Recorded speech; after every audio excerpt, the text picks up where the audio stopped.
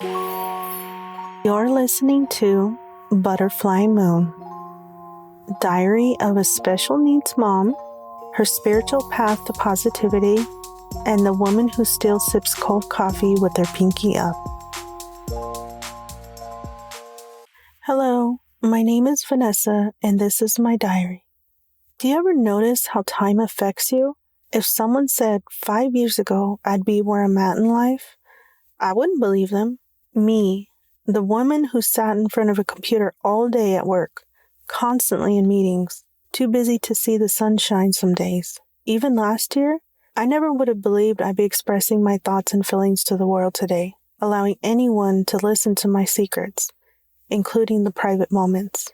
Luna, my daughter, holds my most precious, scariest memories. Even when she was born, as a new mother, I was that picture-taking, changing of multiple outfits, nervous if I'm doing things correctly type of mom. Blaming myself was the easiest way of being when I noticed Luna not reaching all her milestones, giving excuses on her late developments. My concerns were noted by her doctor at her 1-year checkup. Waiting lists were weighing heavy on me. 17 months when she was accepted into a regional program for delays. Early intervention and behavioral therapy programs. 22 months when she finally received her autism diagnosis. Too many emotions. I remember dreading that meeting. It's really hard to sit there and have people, and I don't care about their medical backgrounds. I don't care about all their tests. But to have anybody talk about your child's flaws, it's like you're already on edge, your hair's raised, and you're ready to defend yours. Understand, she's much more than this diagnosis. That beautiful little girl was just learning things in her own time, in her own way. Still, I didn't deny it. I couldn't. I wasn't one of those parents that lashed out giving excuses. Even as I drove home, watching Luna in the rearview mirror, I just felt numb. By then, I was used to her kicking the back of my chair, flapping her hands and humming. That was her normal. And I remember coming home, laying her on the bed to change her, and trying to talk to her. I wanted to hear her call me Mommy. Tell me everything is going to be okay, Mommy. Just to hear her little voice. No eye contact. She wouldn't even look at me or acknowledge my words. I knew then, at that point, it really hit me. My daughter is autistic, and I just broke down, silently, so no one could hear or feel my pain, wiping my face, head down, just in case, for a brief second, Luna looked at me. And I know it's not the worst diagnosis in the world, but I'm entitled to grieve, to feel. They say you go through 7 grieving stages: denial, guilt, anger, and many more. And man, I did mine. I was numb for a while, dealing with it, just not talking about it. And I'm getting things thrown at me left and right. More testings, early intervention, food therapy, behavioral, speech. She needs braces for her ankles. She's diagnosed with hypotonia, which is weak muscles. Now she has an orthopedic specialist, a neurologist, because she might be having seizures, an MRI, negative, thank you God. And she keeps getting sick with a sinus and ear infection. So now she has to see an ear, nose, and throat specialist, and the surgery scheduled to do 3 procedures in one. Tubes in her ears, and more doctors, more appointments, feeling overwhelmed.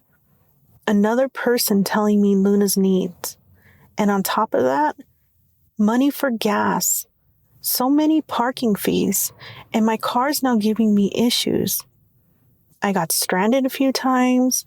I needed 1 tire, but then I was told I needed 3. My rim cracked, so now I should probably replace all 4 and the rims. And stress and gray hair was my best friend at this point. And do you know, this is common in the special needs community, how hard it is to face the day most times. And I give each and every one of you a piece of my heart because I know you deserve more than a pat on the back, but a huge hug from me. And people don't realize when you are check marking or filling out another long form, what truly comes with the diagnosis and all the symptoms. It's more than just what was wrote on the paper, more than the stares you receive just walking around or into another appointment, and more than someone who has seen your child for 15 minutes and decided your fate or the next medical date. It becomes a battle emotionally, mentally, and physically. And I am so proud of you because we don't give up.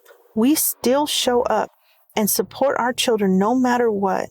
And that's called strength. And I just want to say this. There's some days that are really harder than others. And my patience can be on a very thin line. And I'm frustrated.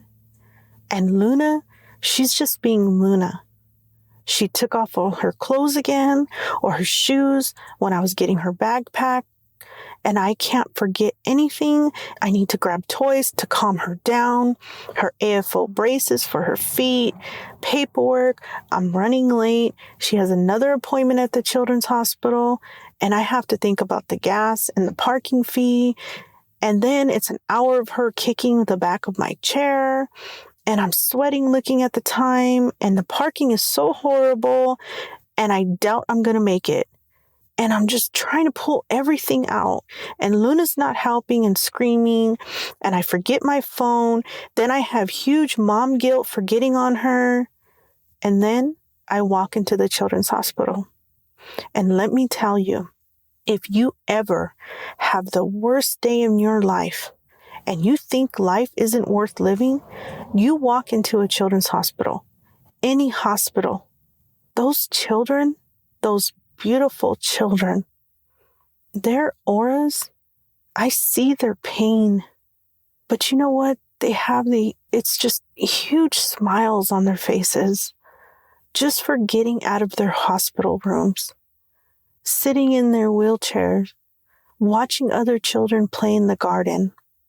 The parents hopeful and scared, tired and exhausted, holding on to their emotions as people stare.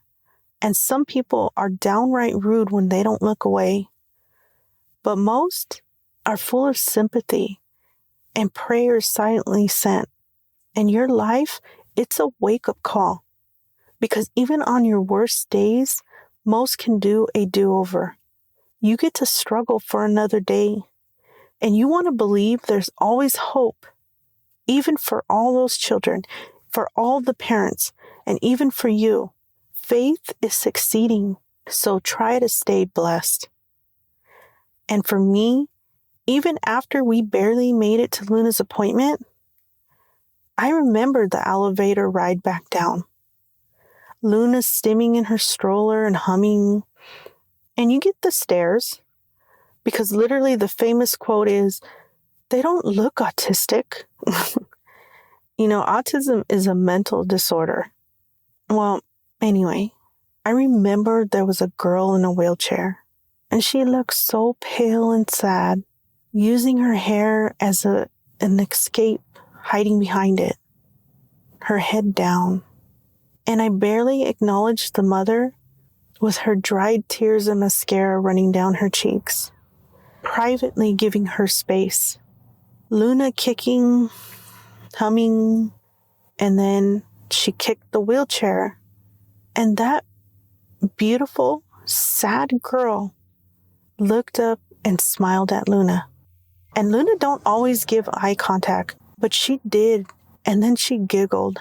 And then I seen it. Her left leg was amputated. My heart broke for her in pain and for the struggle she endured. But deep down, watching her smile at my daughter, she still had so much life inside her. She's a fighter. I can see it. I feel it. Life, man, it can be hard. It's just the cards we're dealt. It's playing the victim that keeps us down, and we need to figure out what role we play. I mean, what role do you play? It took me 6 months to come to terms after Luna's diagnosis, and I decided to post out to family and friends on social media on World Autism Day, April 2nd, proudly acknowledging Luna's accomplishments and some of her struggles, ending it with "Autism doesn't define you, my moon." The support and likes and comments from my family and friends is something I hold as a priceless memory. This year would have been our 3rd year walking for autism. Team t-shirts, all designed with Luna in the front, supporting the cause. Last year, I had 30 family and friends with our blue shirts posing for pictures when we crossed the finish line. And I'm so proud. You know, I try to embrace it, show Luna all her abilities to her disability. And one day, I'm sure we will really discuss it all, have that talk. But one thing is, it will never change how much I love her, how I feel about her. And I won't deny our struggles. And I will show her how proud of her I am, because we're a team. I even joined special needs groups and support pages, even a few parent group activities with the kids. Nothing like a birthday party full of chicken nuggets, goldfish crackers, and pizza. It keeps me connected and Luna to be accepted with friends, even when she's at the top of the slide and this girl takes off her socks one at a time, sliding them down. And we can all laugh because she's not the only one. And my heart hurts to say this. In the special needs community, do you know how many of our children that don't get invited to birthday parties? Even to have children show up to their little parties. It's harsh. Children lead by examples, and parents, show compassion. Teach your children to accept all abilities. Have a talk with your children. That boy or girl with the heart of gold is inside crying, not understanding why your child hates them so much. Parents, dying inside, trying to explain with excuses. So please open your mind and hearts and talk to your children. I mean, I worry about Luna's future. Her social skills aren't the best. At this time, she doesn't understand, but we're working on it. This pandemic halted our plans, but we got goals. And even though I'm blessed with a big family and she's got little cousins to make up for it, I want her to have a little best friend too. Every parent wants their children to be accepted. Luna will be turning the big 5 in a few weeks, and I really wanted to throw her a big bash. She deserves it. She's really come a long way, and there's still more to come, but we take it day by day, so it's better to be safe. And after being totally nonverbal these last 4 years, my baby is starting to communicate more. This year has had many challenges, even for my health. Yet, Luna is calling me mommy, pointing more, words, and even some sentences. And no more AFO orthotic braces. And no more buying multiple sizes of shoes. Sleeping and eating is a work in progress. And she loves Barbies. Before, she couldn't even handle the hair. It was sensory issues. Now I'm having to change Barbie's clothes all day. Luna, my moon, is such a happy girl. She gives the fiercest, biggest hugs. The best hugs and kisses too. I'll be here for her 6th birthday. Brain tumor and all. And that's why I say I'm blessed. Time is definitely on our side. Most days at least. And after this year, we should all remember why we can't waste it. Victims become survivors. Time heals wounds. Inspire to be inspired. I hope you make someone feel special in your life.